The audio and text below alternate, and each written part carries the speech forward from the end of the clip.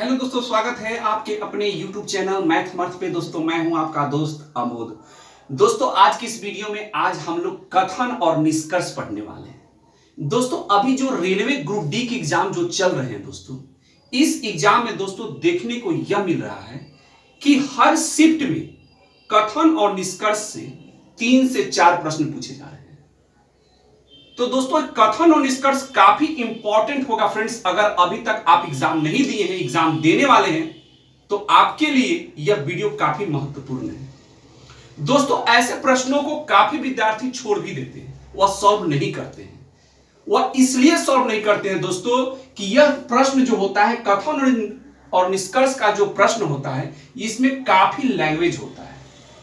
तो लैंग्वेज देखकर ही बहुत सारे विद्यार्थी इसे छोड़ देते हैं, इसे पढ़ते भी नहीं है और उन्हें लगता है कि इसमें टाइम ज्यादा लगेगा। और बहुत सारे विद्यार्थियों को तो काफी कंफ्यूजन भी होता है कथन और निष्कर्ष में। तो दोस्तों आज की इस वीडियो में हम आपको यही चाहते हैं कि आप ग्रुप डी की एग्जाम में सफलता हासिल करें। इसके लिए हम आपके लिए बहुत ही जबरदस्त एक कंसेप्ट लाए हैं।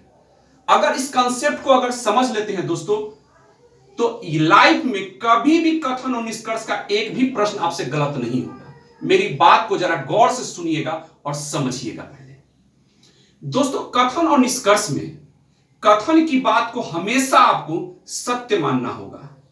कथन और निष्कर्ष में आपको कथन की बात को आपको सही मानना होगा, सत्य मानना होगा और उसी को सत्य मानकर आपको निष्कर्ष को समझना होगा। अगर कथन में अगर दोस्तों कहा जाए कि दूध काला होता है, अगर कथन में लिखा हुआ है कि दूध काला होता है, तो आपको यह सत्य मानना होगा कि दूध काला होता है। अगर इसमें थोड़ा भी एक्स्ट्रा दिमाग लगाएंगे, कुछ एक्स्ट्रा सोचेंगे कि नहीं दूध कहां से काला होता है, दूध तो उजला होता है, अगर ऐसा दिमाग लगाएंगे तो आपसे गलत होगा ऐसा प्रश्न। तो कोई भी दोस्तों बात को समझ लीजिए, ऐसे प्रश्नों में कोई भी आप एक्स्ट्रा दिमाग मत लगाइएगा। जो कथन कहता है बस आपको उसे सत्य मानकर आगे बढ़ना है। अभी हम आपको प्रश्न के द्वारा हम आपको समझाएंगे। गौर से ध्यान से इस वीडियो को पूरा शुरू से अंत तक देखिएगा। दोस्तों इस प्रश्न कथन और निष्कर्ष में पहला जो प्रश्न है, और कथन कहता है दोस्तों इसका कि हर अस्पताल में रोगी है। कहता है कि हर अस्पताल में रोगी है, यह कथन कहता है। तो निष्कर्ष कहता है दोस्तों कि रोगी केवल अस्पतालों में मौजूद होते हैं। अब बताइए दोस्तों, ये तो जबरदस्ती कर रहा है। ये कह रहा है कि रोगी केवल अस्पतालों में मौजूद होते हैं। इसको क्या जरूरी था केवल लगाना? अगर इसको कथन की बात को अगर मानना था तो इतना ही लिखता कि रोगी अस्पतालों में मौजूद होते हैं। तो क्योंकि कथन कहा था कि हर अस्पताल में रोगी है और निष्कर्ष कहता है कि रोगी केवल अस्पतालों में मौजूद होते हैं, ये तो कुछ एक्स्ट्रा ही दिमाग लगाया, कुछ एक्स्ट्रा ही लिखा हुआ है। तो निष्कर्ष का मतलब होता है कि कथन की बात को मानते हुए बढ़ना है और लिखना है और समझना है। लेकिन निष्कर्ष का ऐसा कुछ नहीं कह रहा है। ये तो कहा रोगी केवल अस्पतालों में मौजूद होते हैं। अगर दोस्तों इसमें केवल नहीं रहता, लिखा रहता कि रोगी अस्पतालों में मौजूद होते हैं, तो ये सही हो सकता था, ठीक है। लेकिन यह केवल लग गया दोस्तों, तो निष्कर्ष फर्स्ट जो है आपका, ये आपका गलत हो जाएगा, ठीक है। दूसरा निष्कर्ष दोस्तों कहता है कि अस्पतालों में रोगी नहीं होते हैं।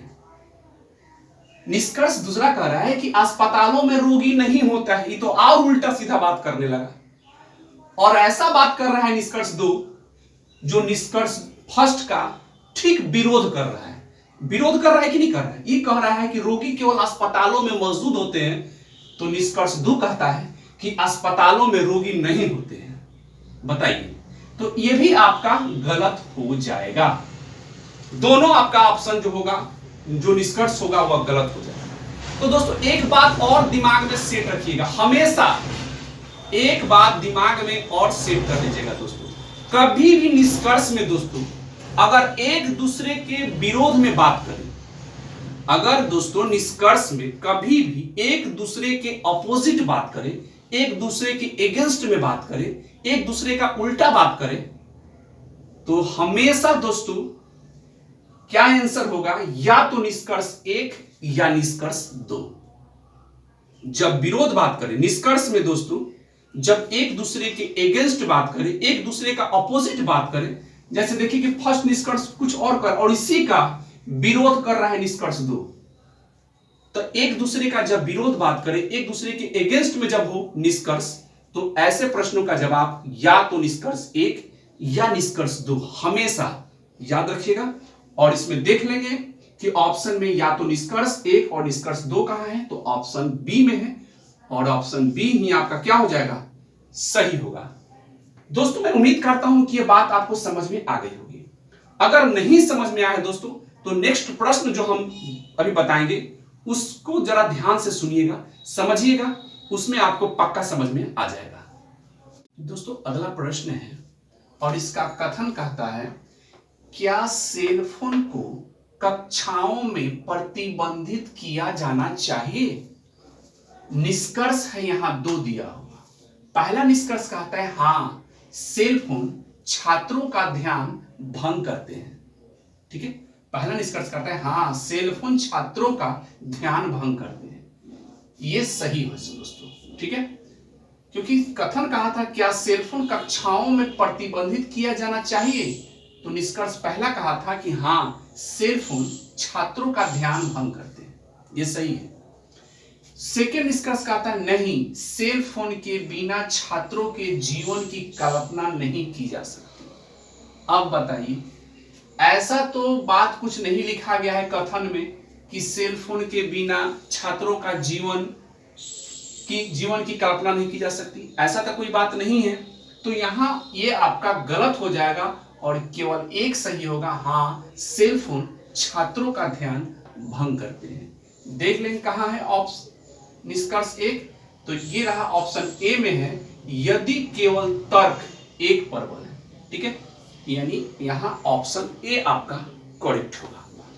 दोस्तों आइए अगला प्रश्न को देखते हैं और समझते हैं। दोस्तों अगला प्रश्न है, क्या महिलाओं को, कथन कहता है दोस्तों, क्या महिलाओं को लड़ाकू इकाइयों में सेवा करनी चाहिए?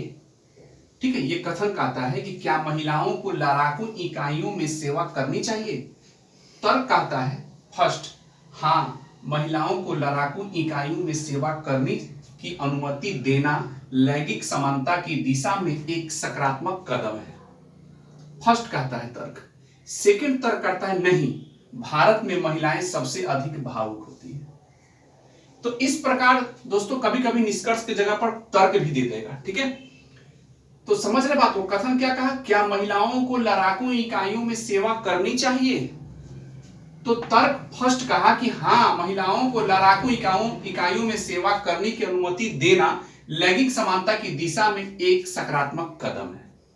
हाँ, ये सही बात है। ठीक है, तो ये आपका फर्स्ट सही होगा।